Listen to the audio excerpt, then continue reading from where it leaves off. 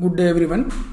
Welcome to the lecture series on power electronics. In this session we shall discuss single phase half wave diode rectifier with different kinds of loads. So we shall consider single phase half wave diode rectifier with resistive load, inductive load, RL load with feeding diode, and RE load, that is battery load. So before discussing about the single phase diode rectifier, let us recall the characteristics of ideal diode. So now if you see, so I have taken diode here. So voltage across diode is taken as VD with anode positive and cathode negative, and current is taken from anode to cathode and it is referred as ID, small ID. In case if this VD is greater than 0 with anode positive and cathode negative, if voltage across diode is greater than 0, diode said to be in forward bias. And if it is ideal diode, so immediately it would be driven into the forward conduction state, which is also known as on state. In the on state, voltage drop across diode would fall to 0 and current through diode can be any value, so from anode to cathode. So with this polarity it is taken as positive current, and that can be any value ranging from 0 to infinity. Of course practically infinity is not possible, it is going to be some finite value only. And power loss across diode would be 0, which is equal to product of VD and ID, that is equal to 0 because VD is equal to 0. That is for the ideal case, and this is shown in the graph this way. So in this way characteristics it is shown this way, so that is shown by this blue line. So on this blue line VD is always 0 and current can be any value, and current through diode in this on state would be limited by the external circuit components, so in which it is placed, that is decided by the external circuit in which it is placed. Similarly, in case VD is less than 0 with anode positive and cathode negative, if voltage across that is less than 0, then diode said to be in reverse bias. In that particular condition, cathode voltage is more than the anode voltage, so diode said to be in reverse bias, and immediately it would be driven into the reverse blocking state, which is also known as the off state. So in the off state, voltage across diode so ranges from minus infinity to 0. That is going to be negative value. Of course it cannot be minus infinity, it is going to be some finite negative value whenever it is placed in one circuit usually. So that is negative value, and current through diode should be 0 ideally, and power loss would also be 0 ideally. And these characteristics are shown in this VI graph by this red line. If you see on this red line, the diode voltage across diode with this polarity can be any negative value ranging from 0 to minus infinity, right? And current value ID, if you see ID value is 0 along this line, so power loss would also become 0. So this is ideal case. Coming to the practical diode, in forward conduction state, that is in the on state, the drop is not going to be 0 as shown in this figure. This is for ideal case. For practical case, drop across diode with this polarity is going to be some positive value, so very small value. In case of signal diode, that is ranging from 0.3 to 1 volt. In case of power diode, it ranges between some 1 to 2 volts. And coming to the current also, diode current in forward conduction state, that is in the on state also, that cannot be infinite, that cannot be infinity.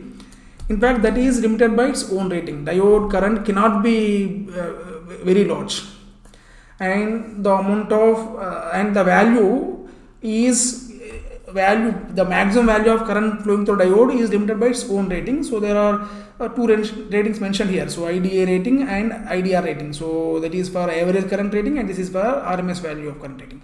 The average value of diode current should be less than this rating, and RMS value of diode current should be less than this rating. And power loss across diode also is not going to be 0, exactly 0. So there would be small amount of power loss even in the conduction state for this diode.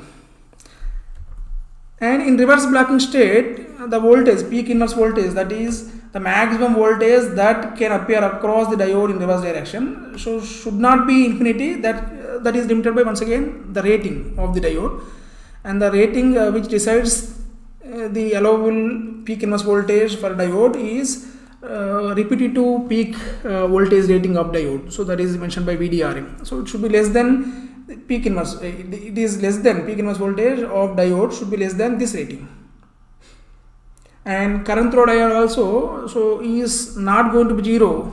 Ideal case it is 0 in reverse blocking state, but in practical case there would be a small leakage current. And power loss across diode in this reverse blocking state, that is in off state, is also not going to be 0, which is equal to product of the reverse voltage and small reverse leakage current, which is not 0. Of course it is so very small, but not exactly 0. So this is about the characteristics of ideal and practical diodes. So one have to remember. And in this particular session, so we shall discuss the diode rectifiers. In diode rectifiers, we assume that diodes are ideal. So we assume that diode would follow these characteristics whenever it is on. So VD is equal to 0, ID can be any value in positive direction, and power loss across diode is 0. And similarly, in reverse blocking state, that is in off state, VD is going to be negative and ID is going to be 0. That is what assumption we are going to make. So this diode is non-linear element and it is unidirectional switch. So current through diode is positive from anode to cathode. It will allow current only from anode to cathode. So reverse current is not allowed by diode. Especially in case of ideal diode, so reverse current must be 0. So must be 0. It is unidirectional switch, and it is also uncontrolled switch, because on state or off state cannot be controlled. That is not in our control. Circuit will decide whether that is going to be on state or off state. According to a circuit, if the voltage across diode is found to be positive, automatically it will turn on. If that is going to be negative, it is automatically going to be turned off. So turn on and turn off condition would be decided by the circuit. That is not in our control. So diode is known as uncontrolled switch. So rectifiers which are designed using diodes are known as uncontrolled rectifiers. So now let us start discussing about single phase half wave diode rectifier. We will start with the simple load, that is resistive load. Now circuit diagram for single phase half wave diode rectifier with R load is shown in this particular slide. Voltage across source is sinusoidal, pure sinusoidal, and that is indicated by Vs with this polarity. Voltage across diode with anode positive, cathode negative is mentioned as Vd. Voltage across resistor is mentioned as V0, where resistance value is taken as R. So it is R. It is not written here, but so it is R. So capital R. So take it as capital R.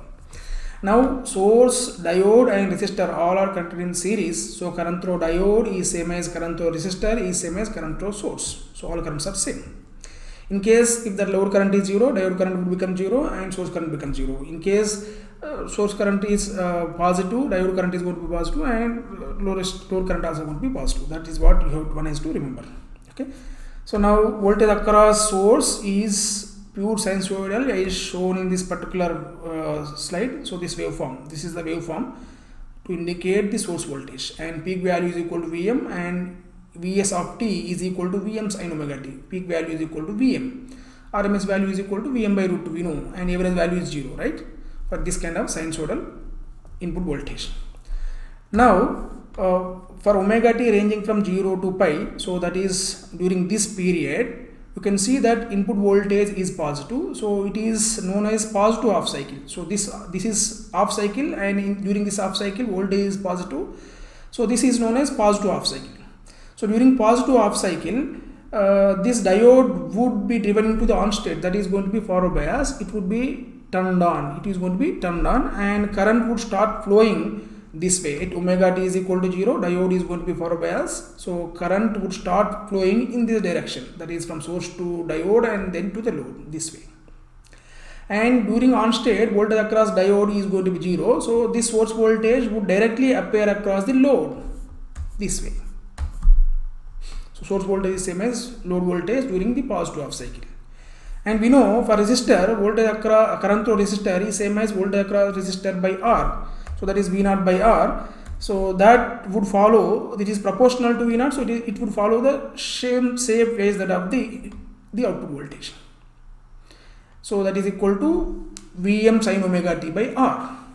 So this is equal to Vm sin omega t from 0 to pi, and the current is equal to Vm sin omega t by R, and its peak value is equal to Vm by R. And we know that source current is same as the diode current is same as the load current, right? Coming to voltage across diode is equal to 0 because it is in on state. In on state, voltage across diode is equal to 0. That is shown here. It is equal to 0. Right? And during negative half cycle, so that is from omega t ranging from pi to 2 pi during this period.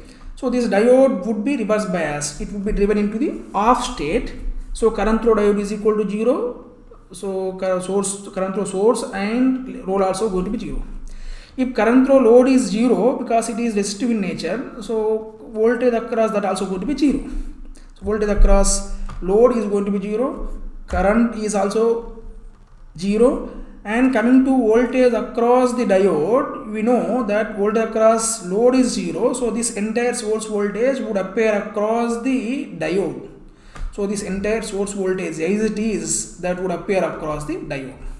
That is this way. Whose peak value, whose reverse peak value is equal to, so that is Vm. So minus Vm would appear across diode at omega t is equal to 3 pi by 2. So peak inverse voltage is equal to Vm for the diode. So this would repeat for every cycle. This is for one cycle, no? This is for one cycle. So 0 to pi, one cycle, I have explained the operation. So this is the voltage waveform, this is the current waveform, and this is the diode waveform. Right? Same thing would repeat for next cycle also. That is from 2 pi to 4 pi, omega t ranging from 2 pi to 4 pi. And of course, the same thing would repeat for next cycle 4 pi to 6 pi, 6 pi to 8 pi, and so on. In order to analyze the performance of the diode rectifier, one should know certain parameters. Let us see what are the parameters that one should know. So first one, RMS value of the input voltage. RMS value of input voltage, we know it is pure sinusoid. For pure sinusoid, it is equal to peak value by root 2, Vm by root 2. And average value anyway for sinusoid, pure sinusoid, it is equal to 0, right? It is equal to 0. And average value and RMS value of the output voltages, you can find out. This is the output voltage. Output voltage value is equal to Vm sin omega t from 0 to pi, and it is equal to 0 from pi to 2 pi. Okay, and so use that, and so for this particular V0, find out average value and RMS value using the formula, right? Area under curve by the time period taken for one cycle, so gives you average value. Similarly, you can compute the RMS value using formula. So we have discussed how to calculate average value and RMS value for similar various kinds of the waveforms in one of the lecture, right? So I strongly recommend you to go through those lectures, and using those concepts one can find out, using the area under curve concept, one can find out the average value and RMS value very easily. Okay, so find out that average value is going to be Vm by pi and RMS value is equal to Vm by 2. And we know supply current is same as, diode current is same as output current because all are connected in series. Average value and RMS value of output currents, so we know it is purely resistive in nature. So diode output current would follow the same shape as that of the output voltage. So I0 would be directly V0 by R. So average value of the load current is same as average value of the load voltage by resistance value, and that is equal to this. Similarly, RMS value also, so that is equal to RMS value of the load voltage by resistance value. You will get this way. So this is Vm by 2R is the RMS value of the load current. Peak inverse voltage across diode. So you can see peak inverse voltage across diode is equal to the magnitude. If you see, you can see that is equal to Vm. Okay, that is Vm. So peak inverse voltage, that is maximum voltage that can occur across diode in reverse bias, is equal to Vm. And conduction angle of diode, you can see diode conducts from 0 to pi, so pi radians. So during this period diode is conducting, and conduction angle of diode is equal to pi radians. Okay, so this is about a few parameters of wave diode rectifier with the R load, and you can use them to evaluate input and output performance parameters. So, and once you find out input and output performance parameters, you can have some more detailed understanding about the diode rectifier, and you can evaluate its performance. So I leave it to you. So finding input power factor, transform utilization factor, ripple factor and all that you can find easily. Okay, so refer my previous lecture. So that is lecture on introduction to rectifiers, and in that lecture it is mentioned how to calculate the input and output parameters. So calculate them. Okay, I leave it to you as homework. Now next case, so consider single phase half wave diode rectifier with the L load. So now source is connected to inductor via this diode. So voltage across source is Vs, diode voltage is Vd with this polarity, and voltage across inductor is taken as VL. Current through inductor, diode and source all are same, and source voltage is equal to Vm sin omega t, that is this way. It is pure sinusoid, this way. Okay. Now its peak value is equal to Vm, and it negative peak is equal to minus Vm. Coming to voltage across inductor, you can see from 0 to omega t is equal to 0 for omega t ranging from 0 to pi. So voltage, input voltage is positive. So during this period, diode is going to be forward bias. It would turn on at omega t is equal to 0. So this voltage across diode in conduction state would be 0. And source voltage would directly appear across the load, that is inductance, where inductance value is L. Inductance value is equal to L. So voltage across inductor is same as source voltage during the positive half cycle. So that is equal to Vm sin omega t with peak value is equal to Vm. Right? And during this period, so current through inductor, so you can calculate current through inductor using this particular formula. So what is that? So we know IL is equal to integration of voltage across inductor divided by L. This is the formula to calculate the current through inductor. So that is equal to area under the curve with respect to this time axis. Now it is omega t axis. Do not consider omega t axis. You consider t axis. So if you do so, then that what it would become? It would become 1 by omega L into area under this curve. Area under this curve. So which is equal to 2 Vm. Area under this curve is equal to 2 Vm. This is not area under this VL of omega t directly. So I am sorry, here I have mentioned VL of t. It is not VL of t, it is VL of omega t. So area under this curve is going to be 2 Vm. But area under this curve is not 2 Vm. So if you multiply it by omega and divide it by omega, then this area would become 2 Vm. Okay, please do remember that. Okay. So now anyway, so as this omega t is progressing, what is happening? Area under curve is going to increase. So this inductor current also would increase gradually and smoothly, and the maximum area would occur at this omega t is equal to pi. So peak value of inductor would occur at omega t is equal to pi this way. And how do you find this peak value? So in order to find out the peak value, substitute the limits from 0 to pi. So from 0 to pi, current is going to increase, and omega t is equal to pi. The value is going to reach to its peak value, that is equal to 2 Vm by omega L. This value is going to be 2 Vm by omega L. So this is the operation of this rectifier with L load during positive half cycle. Now here see, the load is not it is not simply resistor, it is inductor. Inductor current cannot be made zero suddenly, right? It cannot change suddenly unless you apply the impulse voltage across it. It cannot change suddenly. It will try to maintain the same current. And now what will happen? So at omega t is equal to pi, current voltage across source is becoming negative. Even though it is becoming negative, the current should not become zero suddenly. So what would happen? This inductor would induce voltage in such a way that Vs minus VL, which is equal to voltage across diode Vd, so is still positive even the supply voltage is negative. So this inductor is responsible for making the diode is forward bias even after omega t is equal to pi. So what would happen even after omega t is equal to pi, even during negative half cycle, the diode is going to be forward bias. So voltage across source is same as voltage across the load. Now how long this would continue? How long diode would continue to conduct? So as long as the current is maintained, current is not becoming zero. So once current becomes zero, and in that particular case, if source voltage is negative, diode would be reverse biased. So now in negative half cycle, what is happening? So this voltage is negative, it is reaching peak value and then coming back to zero. No, so this is the voltage across the inductor. So now in negative half cycle, the area under curve is smoothly, so that is it is negative. No, this area under negative half cycle is going to be negative, it is contributing negative area. So smoothly the current is also going to decrease as area under voltage across inductor is decreasing.